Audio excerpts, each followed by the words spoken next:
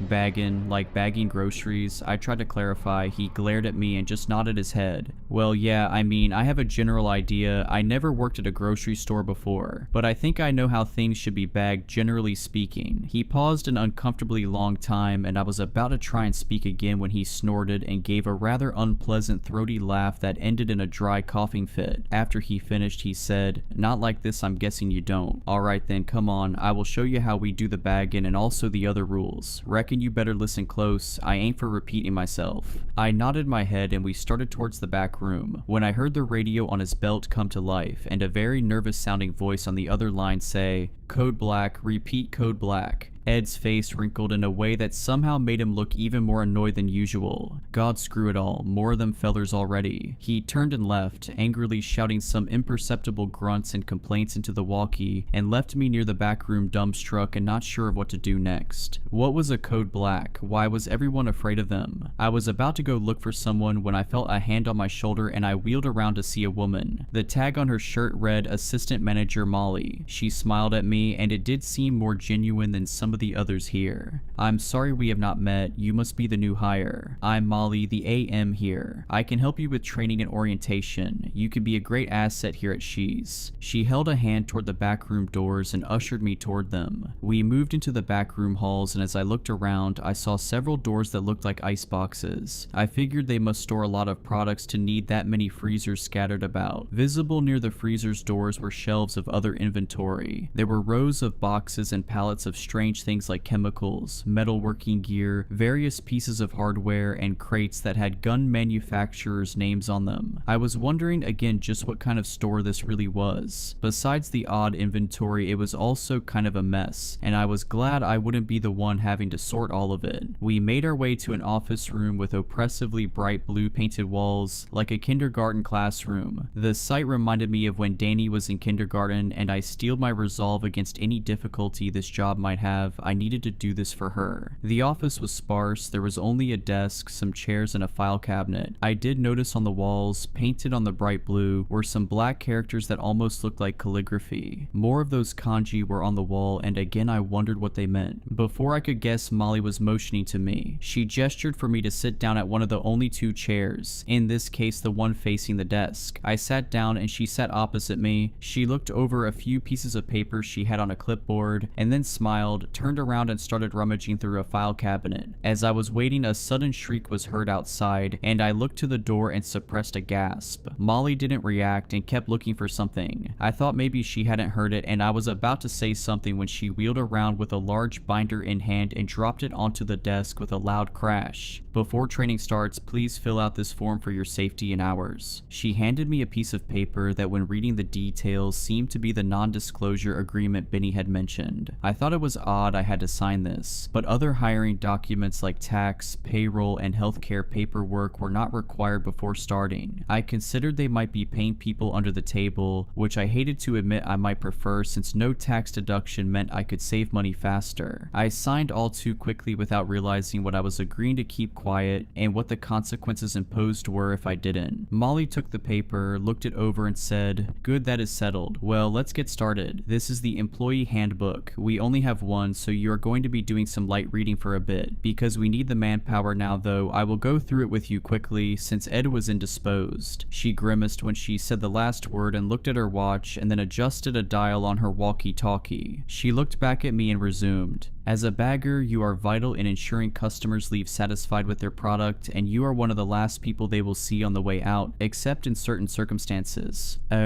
She cleared her throat loudly in time to some muffled noise I thought I heard somewhere else in the back room. Basic rules and code of conduct are as follows. You are to bag products to the customer's satisfaction. The first thing you are to ask customers is what type of bags they want. Whatever they say goes as far as how to bag things and with what bags. You are not to ask about or discuss the purchases of the customers, no matter how curious you are or how talkative they might be. No questions, period. Understood? She slammed her fist on the binder, and I jumped back startled as she looked at me. I stammered out a quick acknowledgement. Yes, understood. Good, she said, and continued with the list. No assistance may be provided to customers for loading or unloading things from their vehicles. If a customer requests help to their vehicle, do not under any circumstances assist or leave the building with them or any customer at any time, regardless of the story they give you as to why they need help. It is our policy and they know this. If requests persist or you are feeling intimidated or threatened, you are to press the yellow button at the end of each checkout by the bagging station. A security personnel will escort the offending customer to aisle 4 for processing and detainment. Wait, detainment? They don't just kick them out? I thought that was weird. She continued with the next rule before I could ask about it. The most important rule, occasionally there will be a special bag request. You will know it when you hear it. If ordered, press the black button by the end of the checkout and proceed with code black protocol. These guests are normally our highest paying customers and often are here at the pleasure of Mr. Shy himself. They must be attended as quickly as possible. There it was, code black again. What special bag was she talking about? Ignoring the look of concern spreading over my face, she continued. Cell phones, smartwatches, or quite literally anything that could be used as a recording device are strictly prohibited while on duty, both for our customers' sake and for our own.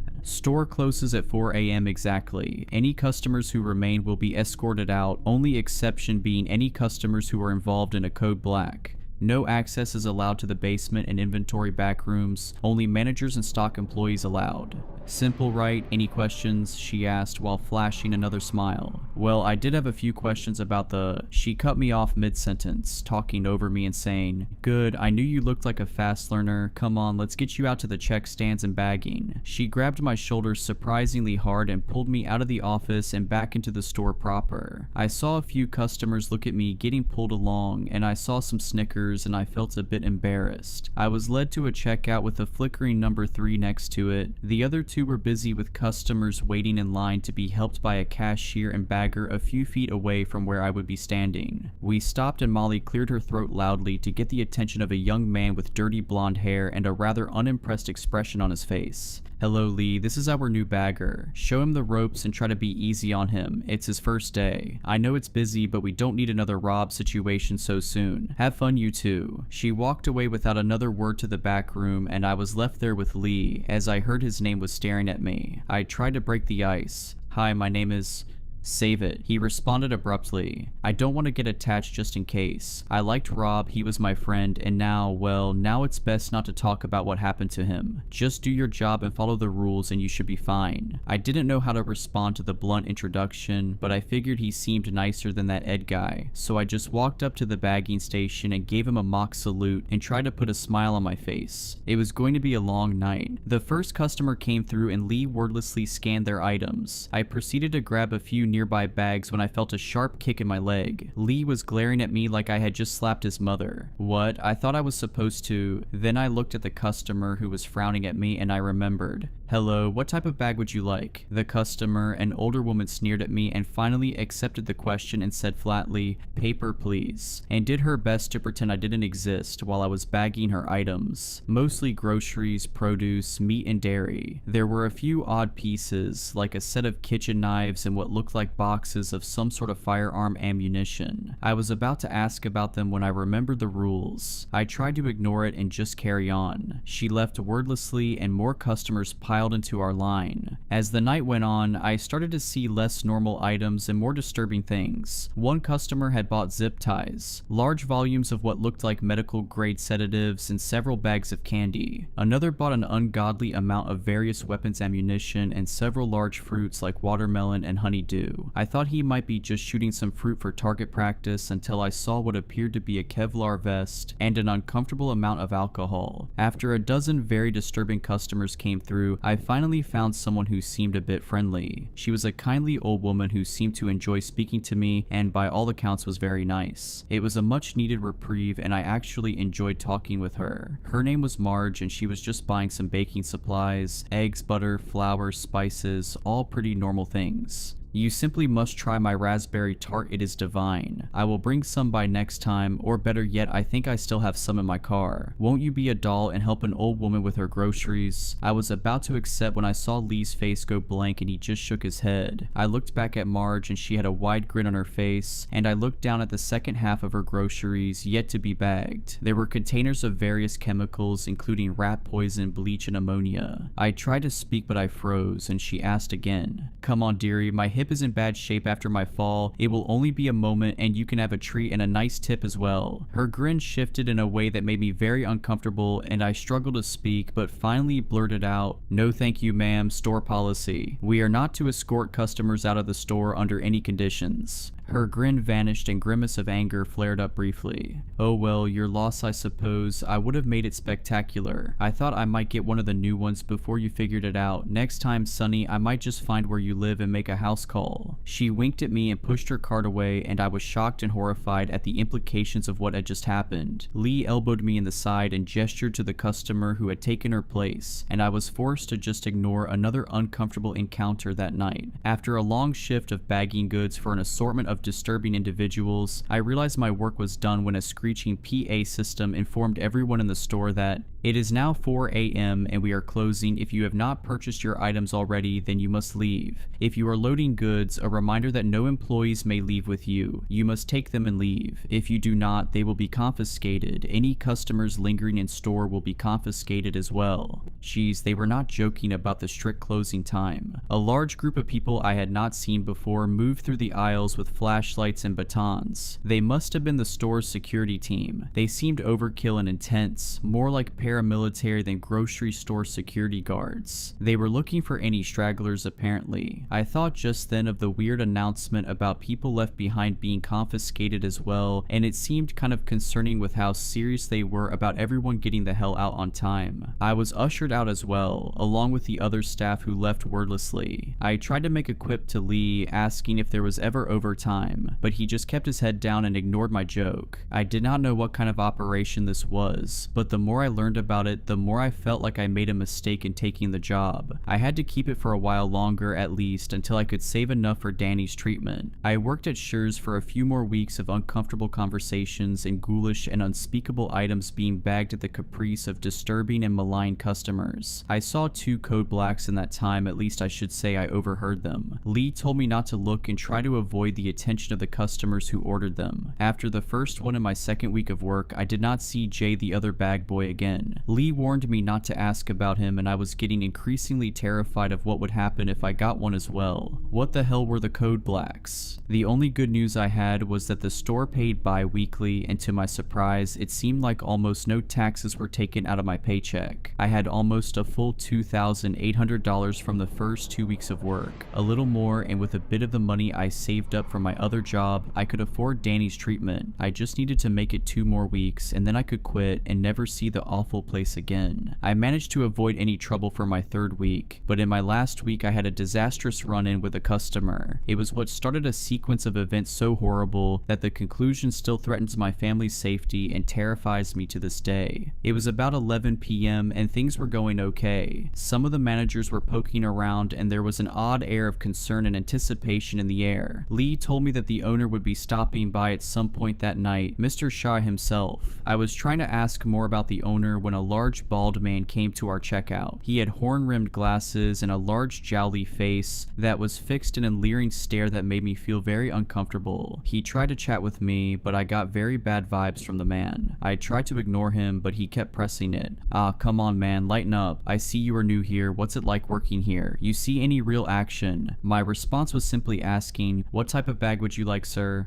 "I will show you my bag if you show me yours," he said, then let out a belly laugh that almost knocked his glasses off as he kept smiling at me with a sick gleam in his eyes. After a moment, he finally said, "Plastic's fine, I suppose, just trying to lighten the mood. You look tense like you could use a break." I ignored him while bagging copious amounts of junk food, a pair of pliers, lube, condoms, and various chemicals like bleach and OxyClean. I had become slightly inured to the worst of the colorful characters and the concerning wares they purchased, but this one seemed particularly loathsome. "Yeah, you could definitely use a break. Hey, I know, I can give you a little pick-me-up in my car. I am right outside, help me take this stuff out, and I'm your huckleberry." I couldn't even formulate a response. I couldn't think over my skin crawling away to another zip code. I resolved to just fall back on the rulebook line and proceeded to inform him that we are not allowed to leave the store with customers for any reason. To my horror and disgust, this one did not let the matter go. "Ah, come on, you're just playing hard to get. Seriously, I'm sure I can pay you more than these people. Come on, what do you say? Come on out and we can talk about it." I repeated the rules again while bagging the last of his items, but he would not let it go. "Hey, listen to me, you little nobody. You think you are too good for me? You think you are some kind of hot crap? Huh? Well, you are coming outside now. No one ignores me like this. I have a special treat in store for stubborn pricks who don't listen to me." His face was bright red and he was practically spitting the words at me. I panicked at first, but then I remembered the button by the bagging station. I pressed it discreetly while trying to hold my ground, shrinking slightly back to the vile tirade of the deranged individual. I took a step back and he moved forward, looking like he was going to grab me. To my surprise, a large gloved hand fell on his shoulder. I looked behind him and a nearly 7-foot tall man clad in a weird cross between police riot gear and military-grade armor was holding him back. The customer turned around and started to yell at security. "Do you pricks know who I am? I know the owner. You will all be sorry you crossed me. I am going to..." And a sickening crunch was heard, followed by the man going limp. The guard holstered a now bloodied security baton and bent down over the dazed form of the customer. His eyes were glazed and he likely had a concussion, but he was still conscious and tried to speak when the security guard seized him by the throat and hoisted him back to his feet. The customer tried to whimper out a soft and confused sounding, wait. Before he was punched so hard in the chest, I thought I heard his ribs break from where I was standing. The helmeted face of the guard turned to me, looked me up and down and asked, What type of bag was he using? I had no idea what that had to do with anything, but I answered on plastic. He was using plastic bags. I heard a chuckle under the mask and helmet of the guard, and he said, "Too bad he didn't pick paper." And the guard dumped out one of the man's bags. As he was trying to rise to his feet, the guard placed the plastic bag around the customer's head and tightened it. To my shock and horror, he proceeded to easily strangle him. I couldn't believe what I was seeing, and after a few moments it was over. I was speechless, and another guard came over and they took the customer's body on a stretcher to the back room. Benny, the store manager, had appeared out of nowhere and spoke to us. "I am sorry you had to see that, but I am glad you are safe. We take threats very seriously here and know you all need to be safe in such dangerous times. That is why we keep this place safe. Safe from dangerous people like that. I trust what happened here will also be safe and secure with you, right? After all, we wouldn't want you endangered by anyone like that knowing where you live, right?" He smiled at us and left to the back rooms. I understood the veiled threat and realized I would not be able to tell any real authorities or report on this madhouse. Despite that encounter, my night was not done yet and the worst was yet to come. Lee would not speak to me about what we both saw, and we tried to move on with the night and pretend what we saw happen didn't happen. It was getting close to 4 a.m. and we would be able to close soon. I was so close to being done with this place and getting out of there and home to my little girl. I just needed to hang on for a couple more days. There were only a few more customers lining up at the checkouts when something odd happened. A well-dressed man went to checkout number 2 and they shut off their light and said the scanner was not working anymore. It seemed fishy since it had been fine all night, but when the guarded looks and concerned faces flashed before me and then back at the well-dressed man, I realized that they might know something I didn't. My heart sank as I realized he might be one of those special customers. I looked over at Lee and he was visibly sweating and fumbling with the cash register. The man sauntered over to out checkout. He had a small basket with what looked like fine sewing thread, thimbles, and tailoring articles. It also contained a hacksaw, a plaster cast, and several boxes of nails and rivets that seemed to clash with the sewing equipment. By itself, I did not think anything of it and I relaxed a bit. Lee was pale and wordlessly scanned the small items he had. After they came down the conveyor, the man turned to me, tipped his hat, and introduced himself. "Good evening, my friend. My name is Henry Jaspin. I work for a little antique cloth shop and I'm here to get some materials." I relaxed a bit more. This did not seem too strange. I proceeded to ask, "What type of bags would you like today, Mr. Jaspin?" "Well, my good fellow, I should think paper for the small bits you see here. Indeed, I found all the tailoring kit I need to make work anyone would be proud of, but what I really need today are some raw materials. So the bag I really need will be a body bag tonight, preferably the larger variety." My mind was racing, my heart was pounding. Did he just say he needed a body bag? I was about to ask him to repeat it when it dawned on me. The rules had said, "A special bag request, you will know it when you hear it." I realized I had just encountered my first code black. I forced my trembling body to move and I pressed the black button under the bagging station. I heard an alert on nearby walkie-talkies. Code black on number 3. Confirmations were heard all around. There was a burst of motion near the back and I handed Mr. Jaspin his bag of smaller merchandise as Benny approached us. "Good evening, Mr. Jaspin." He managed to choke out the words, seeming uncharacteristically nervous. "Oh, Benny, don't worry, I know what I asked for, and though you are a big fella, I wouldn't dream of picking you. We go too far back. Besides, your skin is terrible. Can you imagine one of our suits on you?" Mr. Jaspin let out a howl of laughter, and Benny followed suit with a nervous chuckle of his own. "Your new employee, however, he has a nice strong jaw and broad shoulders. Not as much meat, though." He looked me over, and I was confused and terrified at the implication of whatever it was he was talking about. As he was eyeing me, Benny spoke up saying, "Of course, you are free to pick as you please, but if I could suggest an option, we just picked up a rather unruly fellow who was just processed a few hours ago and he is on the larger side. Perhaps he would be a good alternative."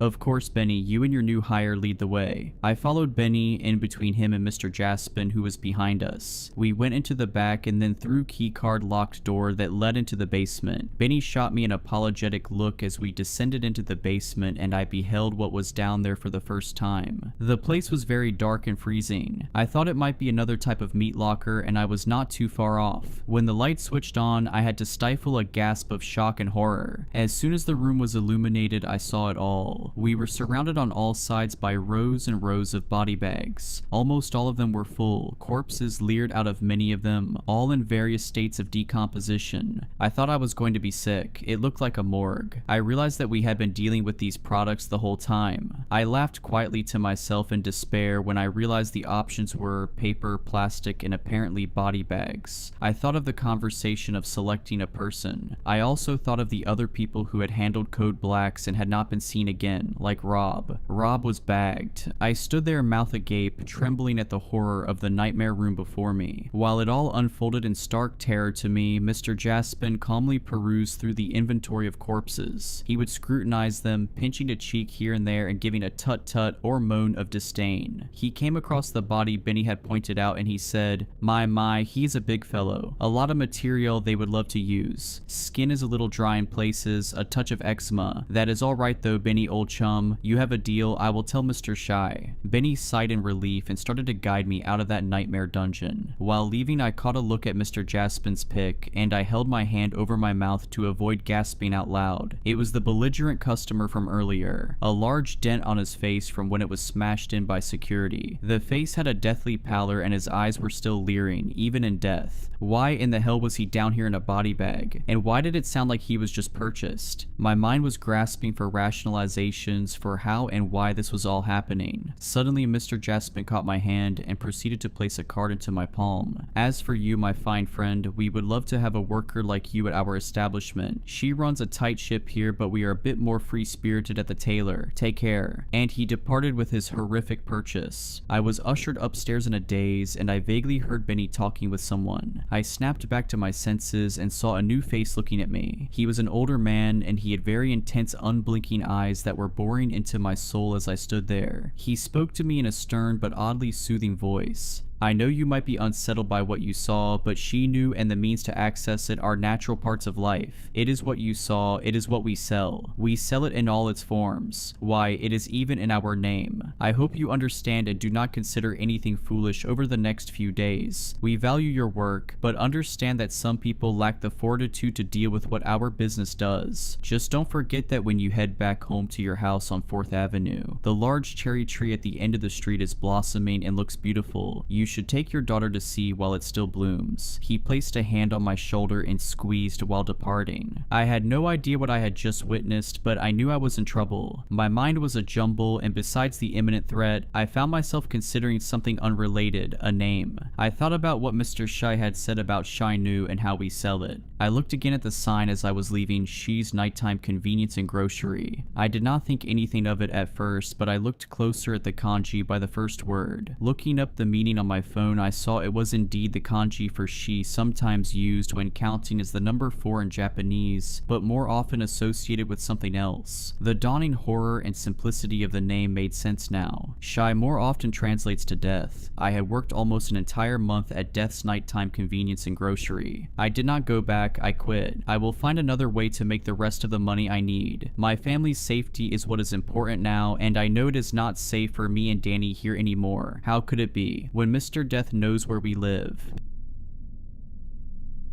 He turned up around 6 months ago. It was us students who noticed him first, since every day he'd walk past the town's high school at around the same time. The kids would be out in the yard, playing basketball and gossiping, would stop what they were doing to watch him stroll by. He never looked at us, but by God did we make a game out of looking at him. What got everyone was how he dressed. He didn't show a speck of skin. His entire body was covered with some piece of clothing. It looked like a kid who'd gotten into their parents' closet. Everything he wore was mismatched and tattered.